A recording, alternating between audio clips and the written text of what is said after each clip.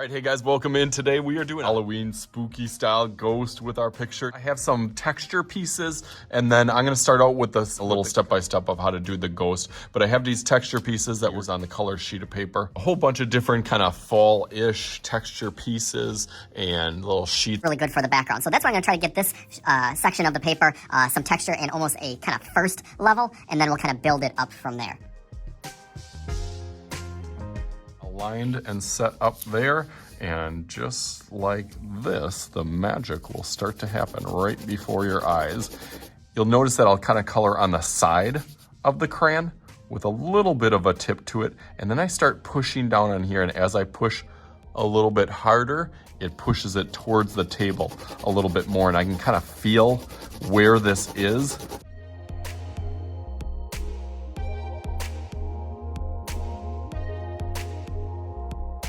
Okay, good, I like that. Now I'm gonna take one of these leaves and do that on top of it. Gonna shift that to the side.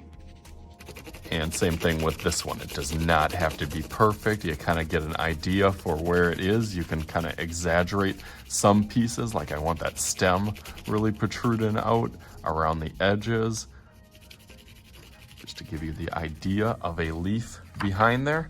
And let's throw another one.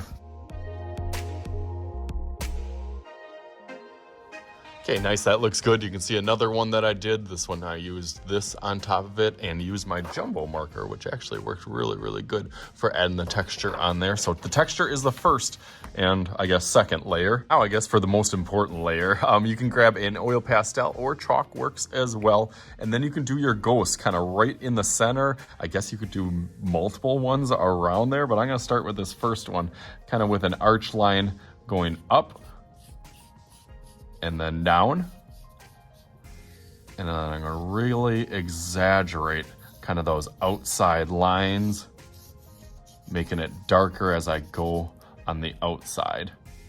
Kind of curves up at the top.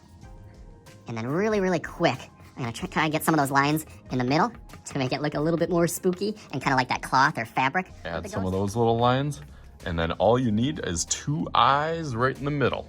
Your marker, whatever that you need. I use Expo markers sometimes for this project to save on my Sharpies. You can do one. If you want to color it in or leave a little bit of kind of see-through in there, that might add to the ambiance or the kind of to the mystery of it. Finish it off, you could use a thin Sharpie or a black colored pencil and just give it a little bit of outline. So again, it just adds those little details. Sometimes those little details really take a work from a kind of good or okay to a fantastic and great, and really putting that extra effort on there. That looks cool. I like how that looks. Now I got one more thing to kind of finish it, to kind of frame it in, but I'm gonna get my little magical powers on here. So the only thing close I got to a ghost is right here in my tissue. So let's make a little magic happen. All right, ready, bam! And just like that, I got double bam here. I got a whole bunch of different things. Little supplies, texture. I kind of added my jumbo around the background of this one. And I liked it so much that I added it around this edge too. So happy with how they turned out and how spooky they look. So hopefully you guys had some fun with this. Of course I did. As always, I am Mr. Shooty. This is Mr. Shooty's Art Channel. We'll talk to you guys later.